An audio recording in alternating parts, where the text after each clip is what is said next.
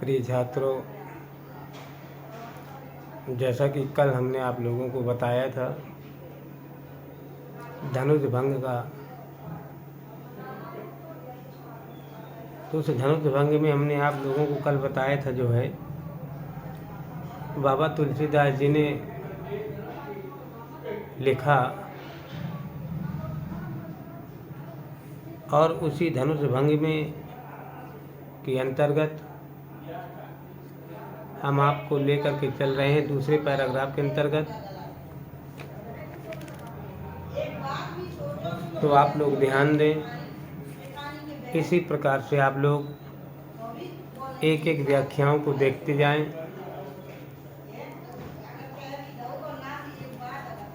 वैसे भी आज मेरी तबीयत ठीक नहीं है, मैं आप लोगों को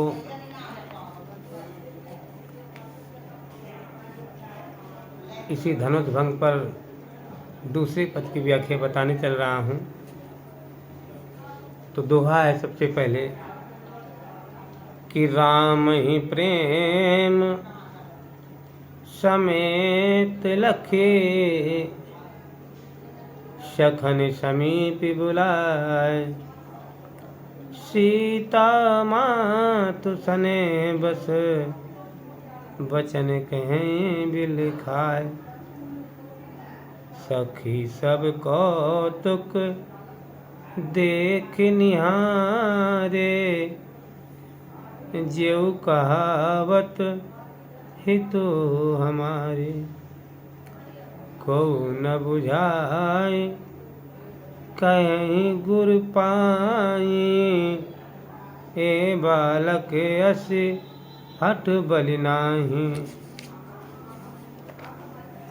रावण बाण छुआ नहीं चापा, हारे सकल भूप करिदापा। सो धनु राजकुंवर कर देहि, बाल मराल के मंदर लेहि। भूप शयानप सकल ऋषि रानी, सखी विधि गति कछु जात न जानी। बोली चतुर सखी मृदुबानी, तेजवंत लखु गनहि न रानी। कह कुंभज कह सिंधु अपारा, सो से हूँ सुजसु सकल संसारा। रवि मंडल देखत लघु लागा, उदयता सूत्र भुवन तम भागा।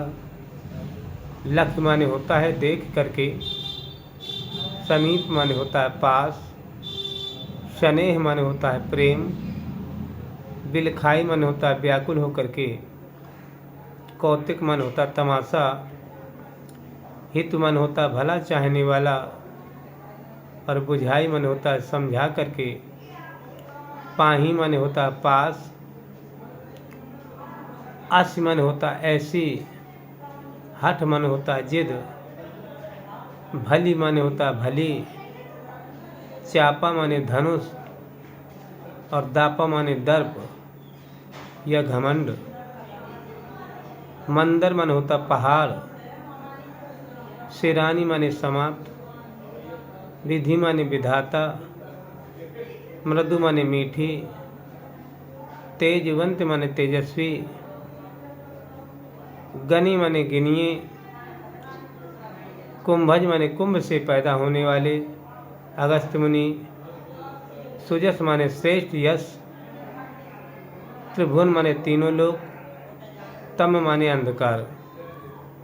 तो इस पद में प्रस्तुत गोस्वामी तुलसीदास जी द्वारा रचित रामचरितमानस के बालकांड के धनुष भंग शीर्षक से ये जो है पद्यांश अवतरित है। इसमें धनुष भंग के लिए जाने वाले राम के विषय में सीता जी की माँ एवं सखियों के मनोभाव व्यक्त किए गए हैं। तो यहाँ पर कहते हैं सीता जी की माता ने श्री राम को प्रेम पूर्वक देखा और अपनी सखियों को पास बुलाकर के प्रेम से व्याकुल होकर के कहने लगी कि राम ही प्रेम समेत लखे सकन समीप बुलाए, सीता मातु स्नेह बस वचन कहें बिल खाए। मतलब कहने का तात्पर्य यहाँ पर यह है कि सीता जी की माता ने श्री राम जी को प्रेम पूर्वक जब देखा और देख करके अपनी माता ने अपनी सखियों को जब अपने पास बुलाया और पास बुलाने के बाद उनसे प्रेम पूर्वक व्याकुल होकर के कहने लगी, क्या कह रहे हैं कि सखी सब कौतुक देख निहारे, ज्यों कहावत हित हमारे। हे सखी, ये जो हमारा भला चाहने वाले हैं वे सभी भी तमाशा देखने वाले हैं। इनमें से कोई भी गुरु विश्वामित्र के पास जाकर के उन्हें समझाकर नहीं कहता कि इस बालक राम को ऐसा हट करना ठीक नहीं है कि रावण बाण भुचुआ नहीं चापा, हारे सकल भूप करे दापा। जिस धनुष को रावण और बाणासुर जैसे योद्धा छू तक नहीं सके, सभी वीर घमंड करके हार गए, उसी धनुष को सुकुमार राजकुमार के हाथ में दे रहे हो। हंस के बच्चे भी कहीं मद्राचल पहाड़ को उठा सकते हैं। बोली सो धनु राजकुंवर कर देही, अबाल मराल की मंद्र लेही। भूप सयानप सकल सिरानी, सखी विधि गति कछु जाति न जानी। बोले चतुर सखी मृदुबानी, तेजवंत लघु गनहि नरानी। तब गुरु को समझना चाहिए, परंतु लगता है कि राजा का भी सभी ज्ञान समाप्त हो गया है। सखी, विधाता की गति को जानना संभव नहीं है। इसके उत्तर में एक चतुर सखी ने मीठी वाणी से कहा कि बोली चतुर सखी मृदुबानी, तेजवंत लघु गनहि नरानी। हे रानी, तेजस्वी को आयु में छोटा देख करके कम नहीं आंकना चाहिए। रानी को समझाती हुई सखी बताती हैं कि कहाँ तो घड़े से पैदा होने वाले छोटे से अगस्त्य मुनि और कहाँ पार सागर, कह कुंभज कह सिंधु अपारा, सो सही सुजय सकल संसारा।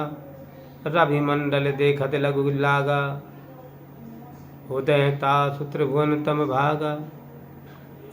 फिर मुनि ने सागर को सोख लिया था, उसका श्रेष्ठ यश समाप्त जगत में फैला है। सूर्यमंडल देखने में तो छोटा सा लगता है, किंतु उसके उदय होते ही तीनों लोगों का अंधकार भाग जाता है।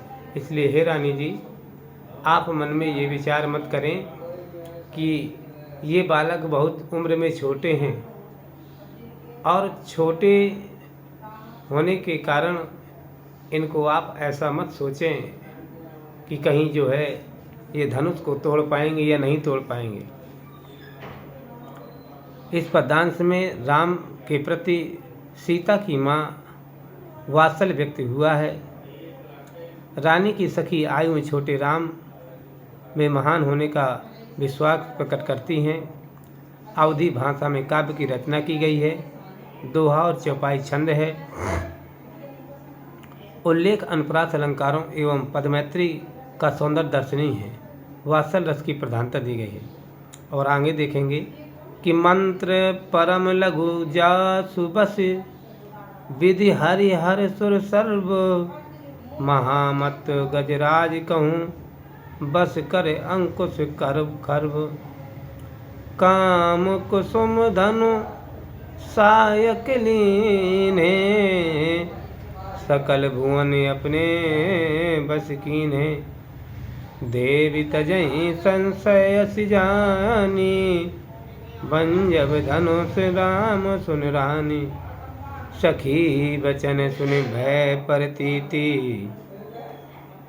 मिटा विषाद बढ़ी अति प्रीति, तब राम ही बिलोक वैदेही, सभय हृदय बिनवत जयते ही। मन ही न मन मनाओ कुलानी, होय प्रसन्न महेश भवानी। करहु सफल आपन सेवकाई, करे तुझ हरहु चाप गरुआई। गणनायक वरदायक से देवा, आज लगे कीन्हु तुझ तो सेवा। बार बार विनती सुन मोरी, परहु चाप गुरता ती घोरी।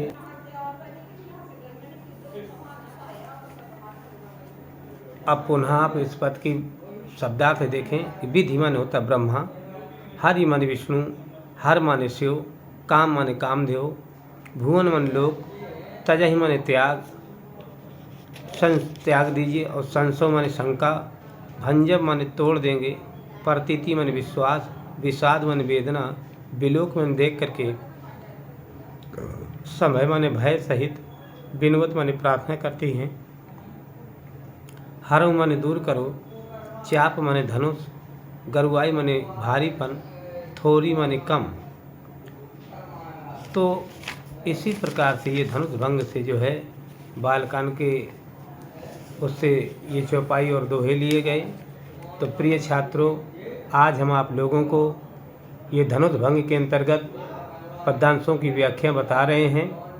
तो रानी को समझाती हुए सखी कहती हैं कि यद्यपि मंत्र छोटा सा होता है, परंतु उसके वश में ब्रह्मा, विष्णु, शिव और सभी देवता होते हैं। महान मत वाले गजराज को छोटा सा अंकुश वश में कर लेता है। कहते हैं कि कामदेव फूलों का धनुष बाण लेकर ही समस्त लोगों को अपने वश में किए हुए हैं। इसलिए हे रानी, ऐसा जानकर कि शंका त्याग दीजिए। हे रानी, ध्यान से सुनिए कि श्री राम धनुष को अवश्य तोड़ देंगे। सखी के वचनों को सुनकर के रानी को श्री राम की क्षमता का विश्वास हो गया। उनकी समस्त वेदना मिट गई और श्री राम के प्रति उनका प्रेम भाव बहुत अधिक बढ़ गया। उसी समय श्री राम को देख करके सीता जी भयभीत हृदय से जिस तिस से प्रार्थना कर रही हैं कि वे बेचैन होकर के मनौती कर रही हैं कि हे शिव पार्वती, आप प्रसन्न हो जाइए। मैंने आपकी जो सेवा की है आज उसे सफल कर दीजिए। आप मेरे ऊपर स्नेह भाव रखते हुए धनुष के भारीपन को दूर कर दीजिए। गणों के स्वामी, श्रेष्ठ वर देने वाले हे गणेश जी, मैंने आज के लिए ही तुम्हारी सेवा की है। आप मेरी बार बार की गई प्रार्थना को सुनिए और धनुष का भारीपन अतन थोड़ा सा कर दीजिए। इस काव्य सौंदर्य के अंतर्गत देखेंगे आप कि इस अंश में सीता जी की माता एवं सीता जी की श्री राम के प्रति मंगल कामनाएं व्यक्त हुई हैं। अवधी भाषा का प्रयोग किया गया है। दोहा और चौपाई छंद यहाँ पर दिए गए हैं। रूपक, उल्लेख और अनुप्रास अलंकारों की छटाएं अवलोकनीय हैं। वात्सल्य एवं सात्विक श्रृंगार रस की प्रधानता दी गई है। इस प्रकार से प्रिय छात्रों, आज हमने आप लोगों को ये धनुष भंग के 2 पदों की व्याख्या बताई। मैं आज आप लोगों से यही कहना चाहता हूँ कि इसी प्रकार से आप लोग 1-1, 2-2 व्याख्याओं को रोज़ाना ही देखते रहें। आप लोगों को धीरे धीरे 1-1 पाठ के अंतर्गत मैं पूरी व्याख्याओं को पढ़ाता रहूँगा, बताता रहूँगा। आप लोग थोड़ा सा ध्यान दें, अच्छी प्रकार से आप लोग कार्य करें। किसी प्रकार से घबराने की कोई ज़रूरत नहीं है और मन में विषाद मत उत्पन्न करें। मन में उल्लास के साथ रहें। जीवन में अनेक प्रकार की कठिनाइयाँ आती हैं और इसी प्रकार से आप जो है कार्य करते रहें। जय श्री राधे। धन्यवाद। सभी लोगों को आशीर्वाद। और आप लोग सभी लोग जो है हमारी वीडियो को के चैनल को जो सब्सक्राइब करें, शेयर करें, लाइक करें। जय श्री राधे राधे।